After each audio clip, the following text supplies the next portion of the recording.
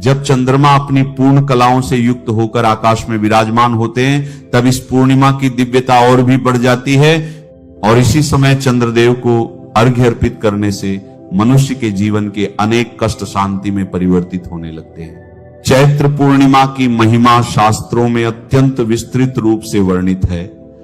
यह तिथि भगवान श्री हरि विष्णु की कृपा प्राप्त करने का विशेष दिन है।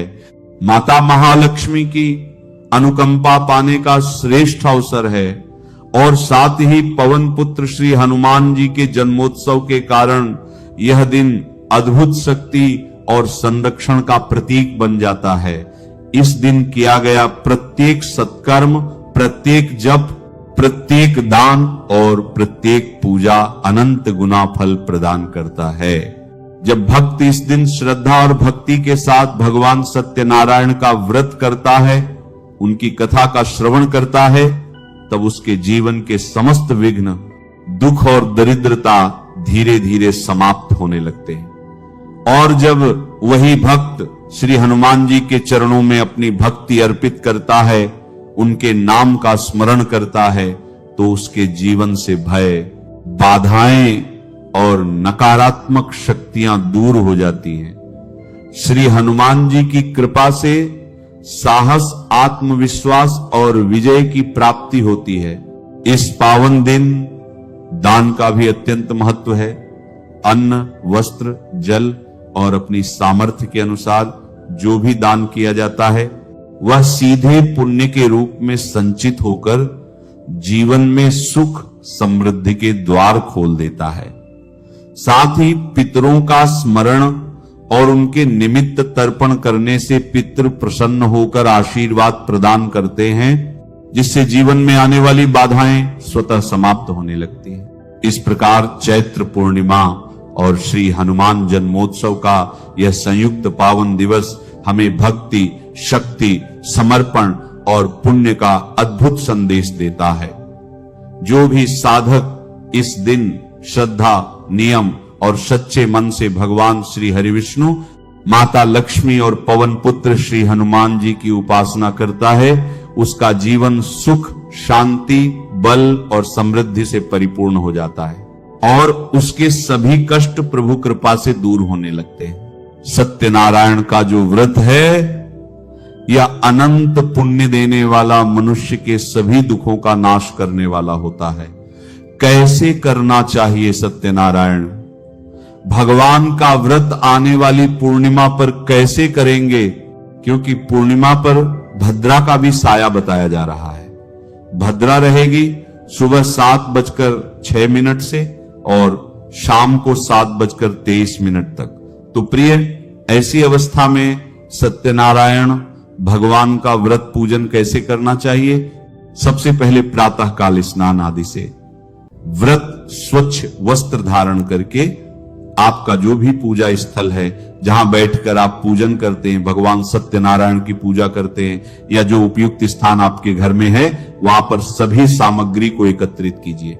सामग्री एकत्र करके आसन लगा के बैठ जाइए। सामग्री क्या चाहिए? सबसे प्रमुख है भगवान सत्यनारायण का चित्र, प्रतिमा या तस्वीर। उनको स्थापित करने के लिए एक चौकी की आवश्यकता होगी। उस पर बिछाने के लिए पीले रंग के वस्त्र हो तो बहुत उत्तम है।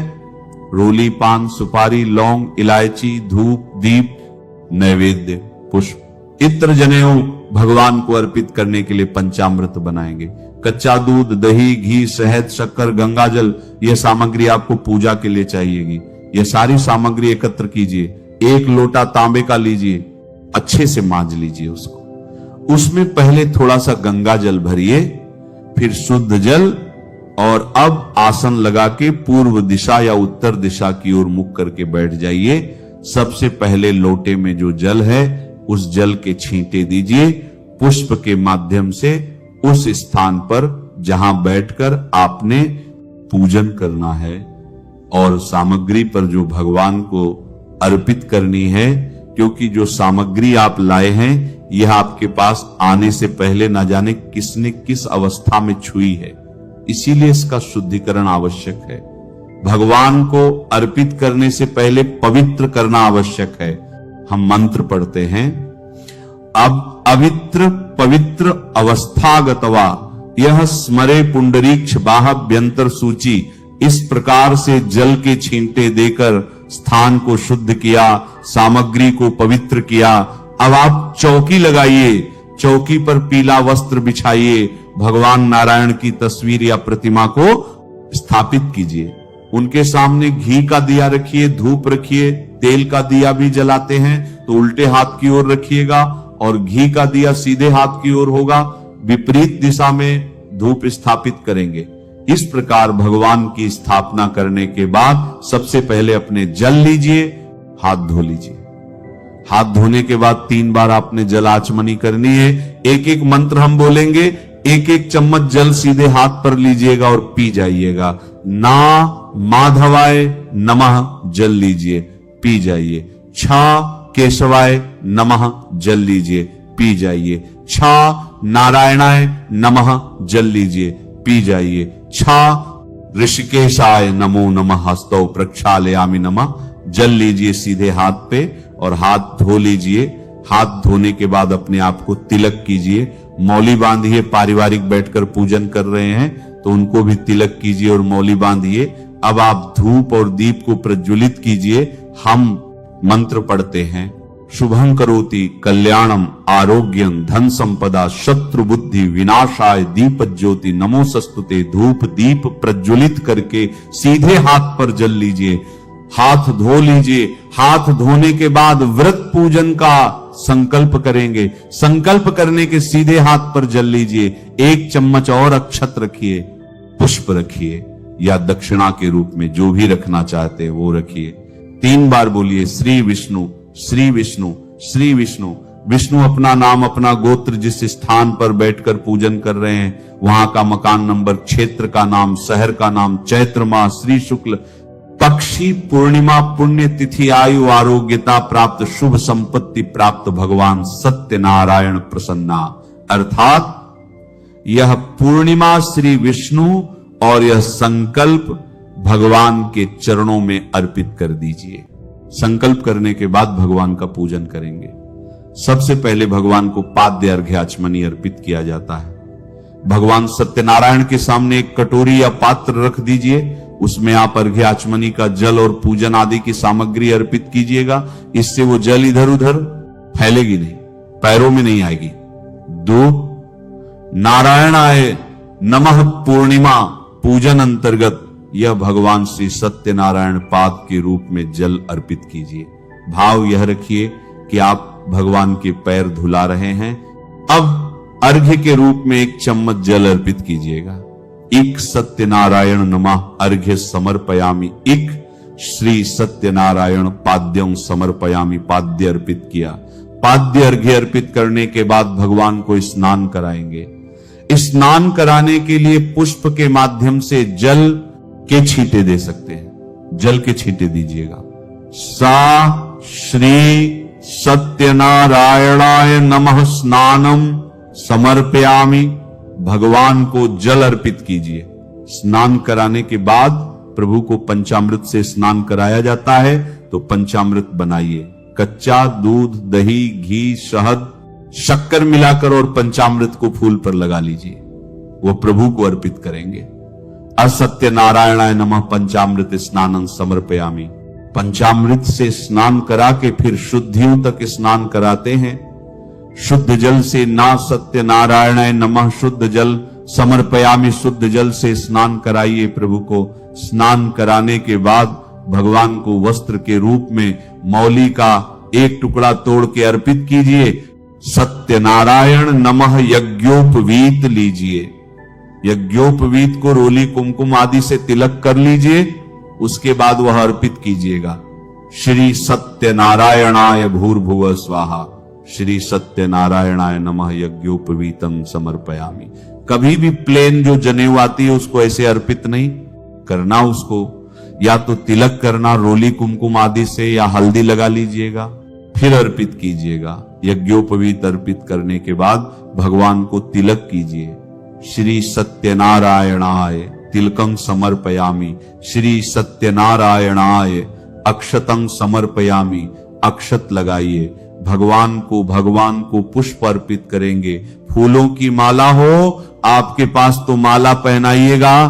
श्री सत्यनारायण नमः पुष्प समर्पित कीजिए, भगवान को माला अर्पित कीजिए। माला अर्पित करने के बाद, पुष्प समर्पित करने के बाद भगवान को धूप दिखाइएगा और दीप दिखाइएगा।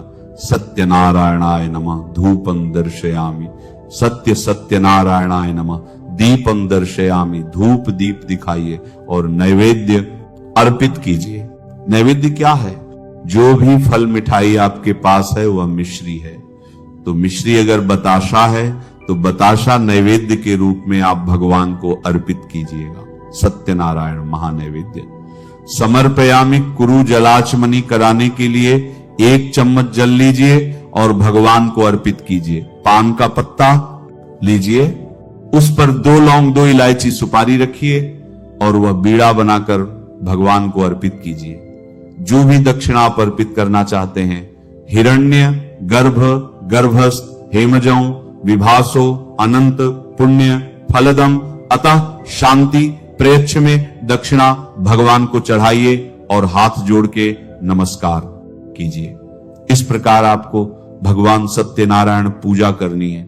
सत्यनारायण भगवान की पूजा करके अब आप सत्यनारायण भगवान की पंचाध्यायी कथा सुनिए, आरती कीजिए।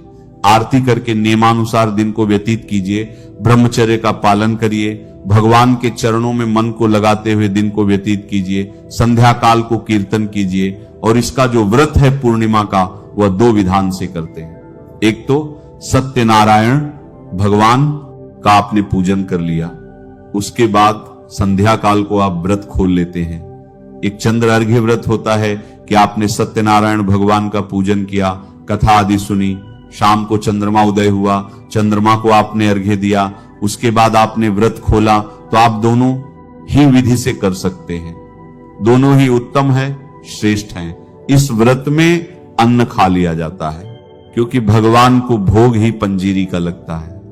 तो ध्यान दीजिएगा कि पूजा आदि करने के बाद केले, पंजीरी और पंचामृत का भगवान को भोग लगाना चाहिए।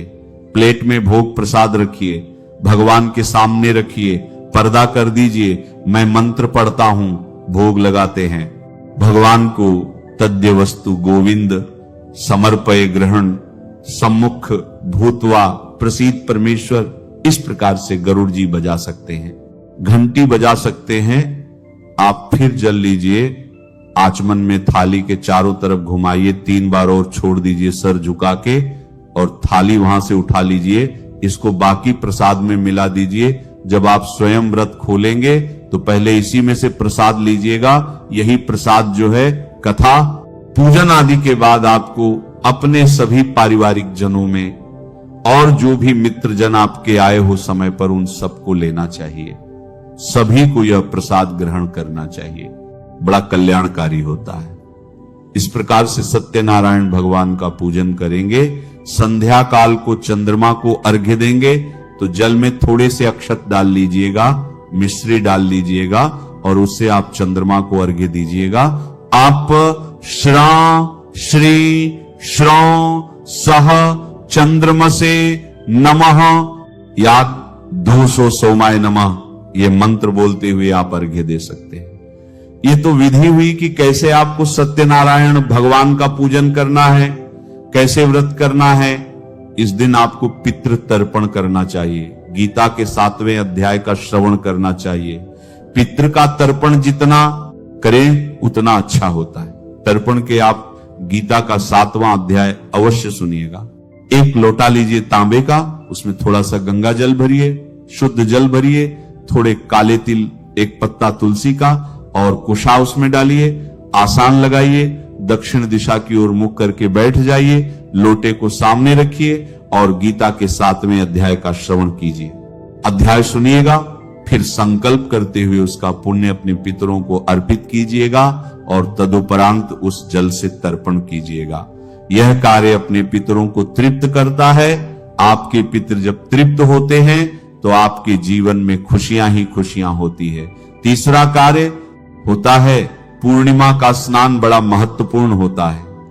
संभव है किसी पवित्र नदी में स्नान कीजिए, आप घर पर स्नान कर रहे हैं तो गंगा जल युक्त जल से स्नान कीजिए।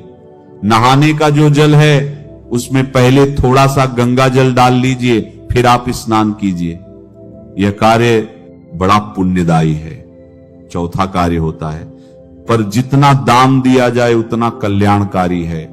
जितना दान देंगे उतना बढ़ेगा धन, तो खूब दान दीजिए।